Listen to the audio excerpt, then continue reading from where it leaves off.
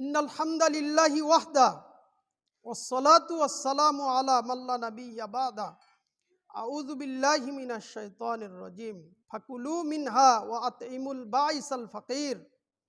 আলহামদুলিল্লাহ, প্রশংসা মাত্র আল্লাহ সুবহানাহু ওয়া তাআলার, যে মহান স্রষ্টা আমাদেরকে মুসলিম হিসেবে পরিচয় দেওয়ার সুযোগ দিয়েছেন। আলহামদুলিল্লাহ, সে আল্লাহর কাছে চাই যে আল্লাহ আমাদেরকে খাঁটি মুমিন মুসলিম হিসেবে জীবন যাপন করার তৌফিক দান করেন, আমিন। তাহলে আলোচনা চলছিল প্রতিবেশীর হক, প্রতিবেশীর মান মর্যাদা, তাদের সাথে সুসম্পর্ক। এখন এই আলোচনাকে আমি কুরবানির সাথে মিলিয়ে দেব।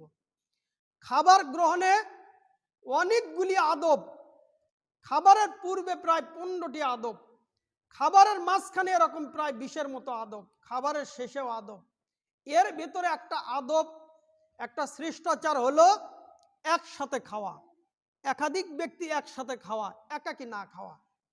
খাবারে বারাকা হয় আমার সংগ্রহে 6টি পয়েন্ট।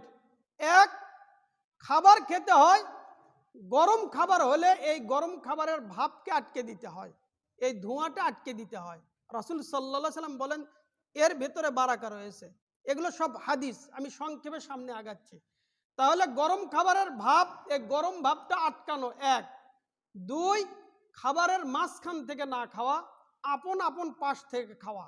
তিন, খাবার পড়ে গেলে ওই খাবার পরিষ্কার করে খাওয়া। চার, আঙ্গুল চেটে খাওয়া। পাঁচ, প্লেট চেটে খাওয়া। ছয়, একসাথে খাওয়া। সাহাবীরা একবার বললেন, হে আল্লাহর নবী, আমরা খাই কিন্তু আমরা পরিতৃপ্ত হই না। খাবার গ্রহণ করি ঠিক, কিন্তু খাবার খেয়ে একটা তৃপ্তি, এই তৃপ্তি অনুভব করি না। তো রাসূল সাল্লাল্লাহু আলাইহি সাল্লাম বললেন, লাআল্লাকুম তাফতারিকুন, মনে হচ্ছে তোমরা আলাদা আলাদা খাও, পৃথক পৃথক খাও, এভাবে কি আলাদা খাও? সাহাবীরা তখন বললেন, ক্বালু নাম, হ্যাঁ আমরা আলাদা আলাদা খাই। রাসূল সাল্লাল্লাহু আলাইহি সাল্লাম বললেন, ফাজতামিউ আলা তুআমিকুম, তোমরা একসাথে খাও। ওয়াজকুরুসমাল্লাহি আলাই, তোমরা খাবারে বিসমিল্লাহ বলে গ্রহণ করো। ইউবারাক লাকুম ফিহ, তাহলে তোমাদের খাবারে বারাকা দেওয়া হবে। তাহলে একসাথে খাওয়া, প্রতিবেশীকে নিয়ে খাওয়া, গ্রামের বাড়িতে বাবা মাকে সাথে করে নিয়ে খাওয়া, ছেলে মেয়েকে সাথে করে নিয়ে খাওয়া, কাজের লোক নিলে তাদেরকে নিয়ে খাওয়া। অনেক সময় কাজের লোক নিলে তাদেরকে বাহিরে খাওয়ানো হয়, আর নিজেরা ঘরের ভেতরে ছেলে মেয়ে নিয়ে আলাদা খাবার খাওয়া হয়। তো এটা তো দেখতেও দৃষ্টিকটু। যতদূর সম্ভব তাদেরকে নিয়েই খাওয়া। যদি আপনার খাওয়াতে মন নাই চায়, তো যেই দিন কাজের লোককে যা খাওয়াবেন ওই দিন আপনি ওইটা খান। ভালো খাবার তারা আগে খান, পরে খান, কিন্তু আপনি ঘরে আর কাজের লোক বাহিরে, এইটা নয়। একসাথে খাওয়া, মান মর্যাদা দিয়ে খাওয়া, কাজের লোককে সাথে করে নিয়ে খাওয়া, দাস দাসীকে সাথে করে নিয়ে খাওয়া।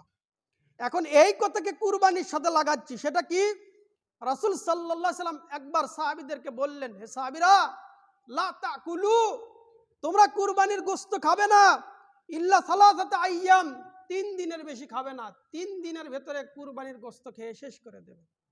আয়েশা রাদিয়াল্লাহু আনহা বলেন, ওয়ালাইসাত বিআযিমা, কিন্তু এটা দৃঢ় কোনো আদেশ নয়, এটা এরকম আদেশ নয় যে 3 দিনেই খেতে হবে। এই হাদিসের ব্যাখ্যা বুখারী মুসলিমের অন্য হাদিস। রাসূল সাল্লাল্লাহু আলাইহি সাল্লাম সাহাবীরা পরের বছর যখন আসলেন, তারা বললেন, হে আল্লাহর নবী, নাফআলু কামা ফাআলনা আল আমাল মাযি, আমরা কি ওভাবে খাবো যেভাবে গত বছর খেয়েছি, মানে 3 দিনের বেশি খাবো না, এইটা কি? রাসূল সাল্লাল্লাহু আলাইহি সাল্লাম সাহাবীদেরকে বললেন, সাহাবীরা দেখো, এবছর তোমরা কি করো, কুলু ওয়া আতইমু ওয়াদ্দাখিরু, তোমরা খাও, তোমরা এই খাবারকে ওয়াদ্দাখিরু মানে স্টক করে রাখো, যেটাকে আমরা গুদামজাত বলি। তো গোশত তো আর গুদামজাত করা হয় না।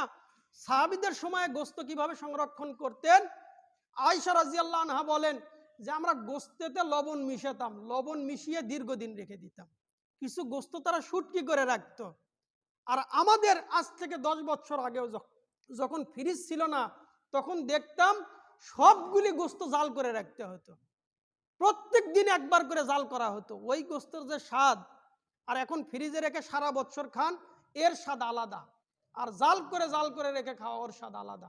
তো সাহাবীরা যখন বললেন আমরা কি ওভাবে 3 দিনেই শেষ করে দেব, রাসূল সাল্লাল্লাহু আলাইহি সাল্লাম বললেন যে না, তোমরা খাও, তোমরা অন্যকে খাওয়াও, এবং তোমরা স্টক করে রাখো, সংরক্ষণ করে রাখো।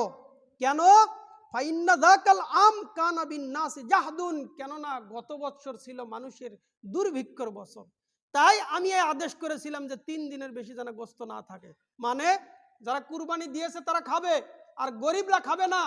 3 দিনে ধনী খেয়ে শেষ করবে, বিধানে এইটা নয়, বরং 3 দিনে নিজে খাবে, গরিবদেরকে খাওয়াবে, এইটা হলো আদেশ। তাহলে এখন আপনি আমি যে সারা বছর ফ্রিজে গোস্ত রেখে খাই, আমি গোস্ত রান্না করে খাই, আর পাশের প্রতিবেশীর ছোট ছোট ছেলে মেয়ে বাবা মার সাথে বিরক্তিকর পরিস্থিতি তৈরি করে, এইটা নয়। প্রতিবেশীর হক যে আপনি গোস্ত রান্না করেছেন তো ঝোল বাড়িয়ে দেন, একটা টুকরা হলেও প্রতিবেশীর কাছে পৌঁছান, যেটা প্রথম খুতবার আলোচ্য বিষয়। আল্লাহ আমাদেরকে সঠিক কথাগুলো বুঝে আমাদের জীবনে সেগুলো বাস্তবায়ন করার তৌফিক দান করেন, আমিন।